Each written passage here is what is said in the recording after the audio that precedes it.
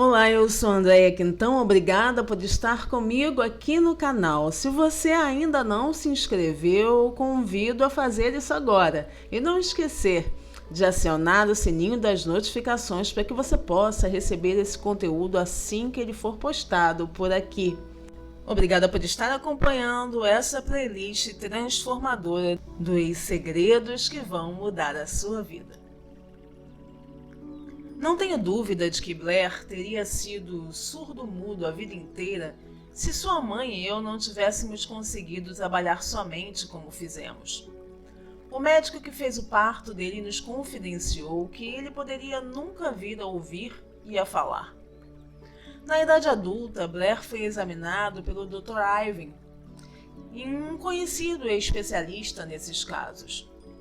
O médico ficou impressionado quando percebeu o quanto ele ouvia e falava bem e contou que o exame indicava que, teoricamente, o rapaz não deveria ser capaz de ouvir nada. No entanto, o meu filho era capaz de ouvir, apesar de as imagens de raio-x mostrarem que não havia nenhuma abertura no crânio, onde as orelhas deveriam estar, que permitisse qualquer conexão com o cérebro. Quando implantei em sua mente o desejo de ouvir e falar, junto a esse impulso surgiu uma influência estranha, que fez a natureza se tornar uma construtora de pontes, atravessando o abismo de silêncio que separava o cérebro de Blair e o mundo exterior. Nem mesmo os maiores especialistas médicos foram capazes de interpretar esses meios. Seria um sacrilégio para mim conjecturar a forma como a natureza realizou esse milagre. Seria imperdoável se eu deixasse de passar ao mundo o conhecimento que adquiri da modesta parte que assumi nessa incrível experiência. É meu dever e meu privilégio dizer que acredito, e não sem fundamento, que nada é impossível para a pessoa que mantém o desejo com fé duradoura. Não tenho dúvida de que um desejo ardente se transforme em seu equivalente material através de meios tortuosos. Blair desejou uma audição normal e agora ele a possui. Ele nasceu com uma deficiência que poderia facilmente ter levado outra pessoa com um desejo menos definido para as ruas, com um caixote de engraxar e uma caneca de lata. Essa deficiência agora promete servir como um meio através do qual ele vai prestar um serviço útil para milhões de pessoas que têm problemas de audição, além de dar a ele um emprego de utilidade com uma compensação financeira adequada para o resto da vida. A pequena mentira branca que implantei em sua mente quando ele era criança, levando-o a acreditar que seu defeito se tornaria uma grande vantagem da qual ele poderia tirar proveito, justificara-se. Não há nada, seja certo ou errado, que a crença, aliada ao desejo ardente, não possa tornar real. Essas qualidades estão à disposição de qualquer um. Em toda a minha experiência em lidar com homens e mulheres com problemas pessoais, nunca tratei de um único caso que demonstrasse de forma mais definitiva o poder do desejo. Alguns autores, às vezes, cometem o erro de escrever sobre assuntos dos quais têm um conhecimento superficial ou muito elementar. A minha sorte foi ter tido o privilégio de testar a solidez do poder do desejo através do problema do meu filho. Essa experiência foi muito oportuna, pois com certeza ninguém é mais bem preparado do que ele para servir de exemplo do que acontece quando o desejo é colocado à prova. Se a Mãe Natureza se rende à vontade do desejo, faz sentido que meros homens possam derrotar um desejo ardente? O poder da mente humana é peculiar e imponderável. O ser humano ainda não entende o método que a mente usa a cada circunstância, com cada indivíduo e cada elemento físico dentro do seu alcance, como um meio de transmutar o desejo em sua contraparte física. Talvez a ciência venha a descobrir esse segredo.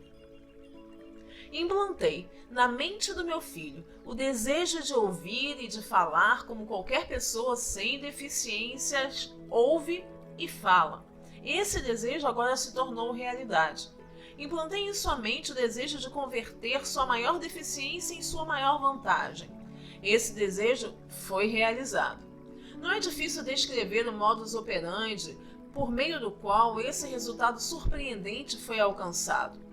Esse era constituído de 3 fatos muito definidos. Primeiro, passei para o meu filho uma união de fé com o desejo de ter uma audição normal. Segundo, comuniquei meu desejo a ele de todas as formas possíveis e disponíveis através de um esforço persistente e contínuo durante anos. Terceiro, fiz que ele acreditasse em mim.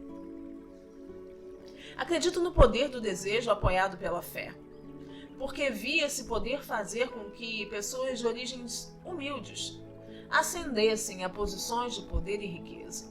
Vi esse poder roubar túmulos de suas vítimas. Vi como esse poder pode servir de várias maneiras diferentes como um meio para qual as pessoas se recuperem após derrotas. Vi o poder proporcionar uma vida normal, feliz e bem-sucedida ao meu próprio filho, apesar da natureza tê-lo trazido ao mundo sem orelhas. Como é possível explorar e usar o poder do desejo? A resposta encontra-se neste e nos próximos capítulos desse livro. Tenha em mente que toda realização, não importa qual seja a sua natureza ou o seu propósito, deve começar com um desejo ardente, intenso por algo específico.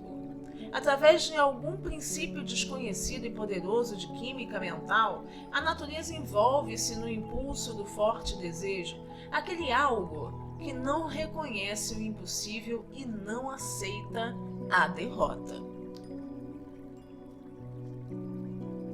Capítulo 3. A fé. Visualização, crença e realização do desejo. A fé é o chefe químico da mente.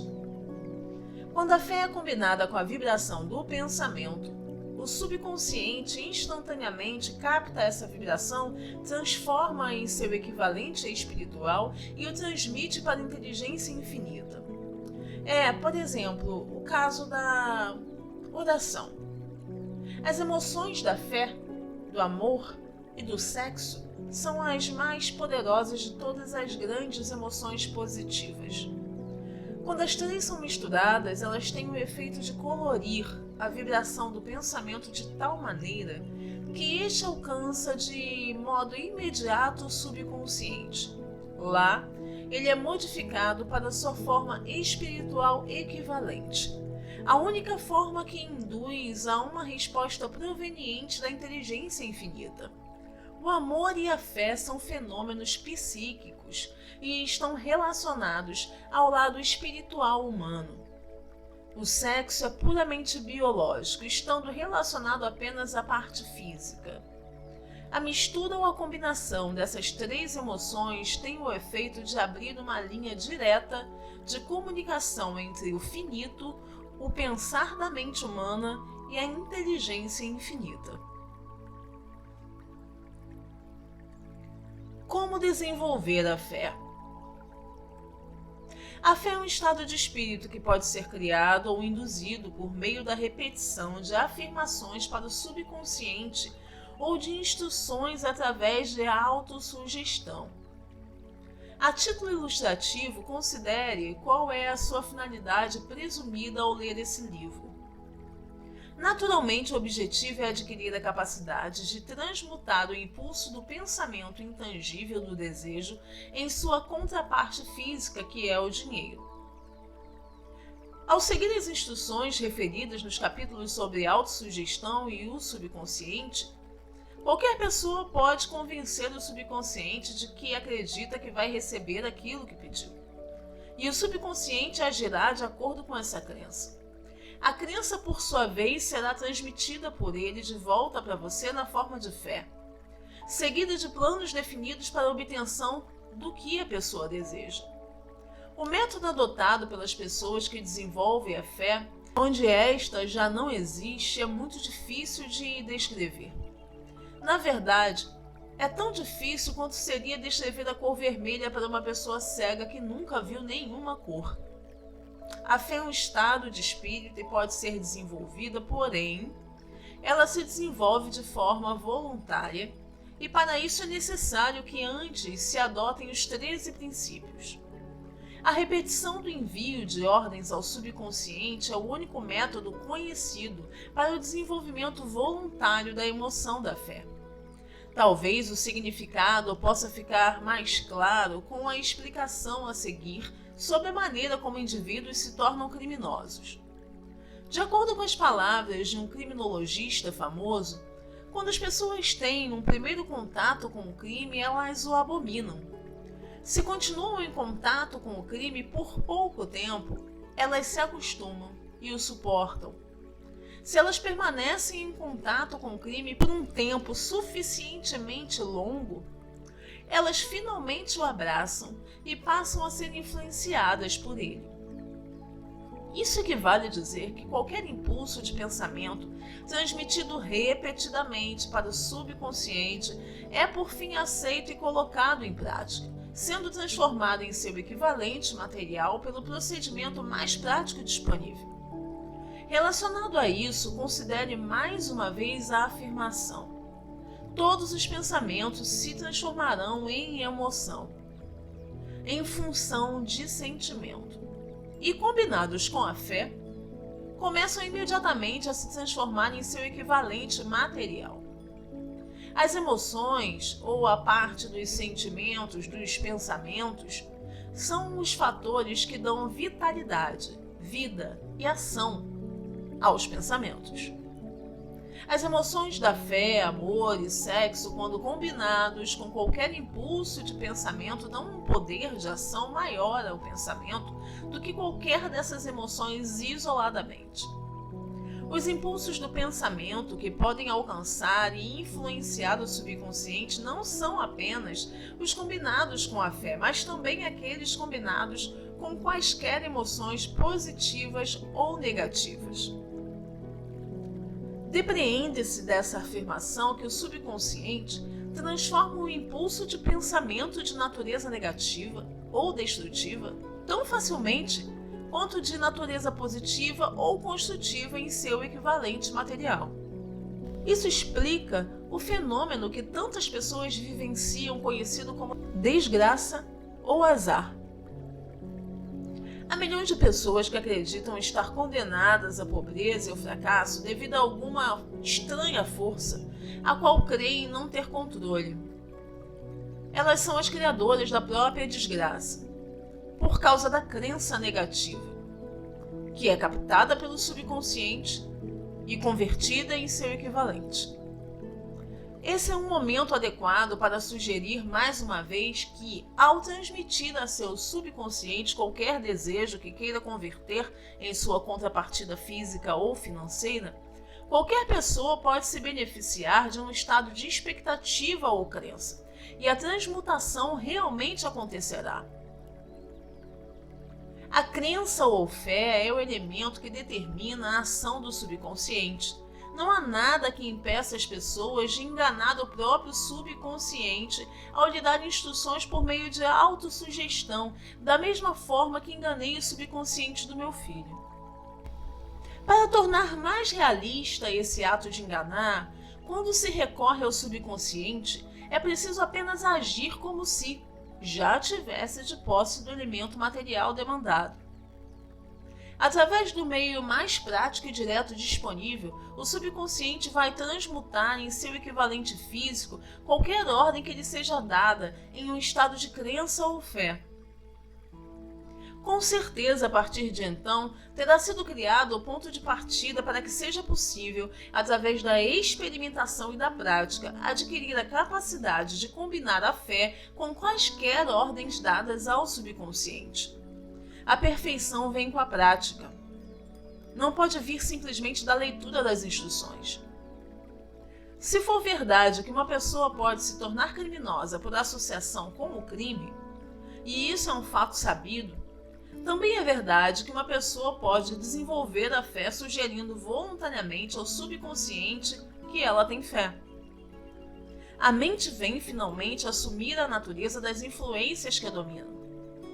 A compreensão dessa verdade é essencial para se conhecer a importância de se encorajar as emoções positivas como forças dominantes da mente e desencorajar e eliminar as emoções negativas.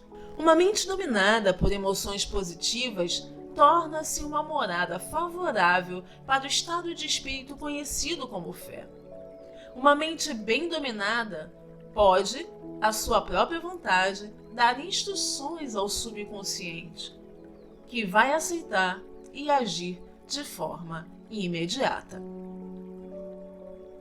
Encerro esse conteúdo por aqui, já agradecendo a você pela sua presença, pela sua companhia aqui no canal.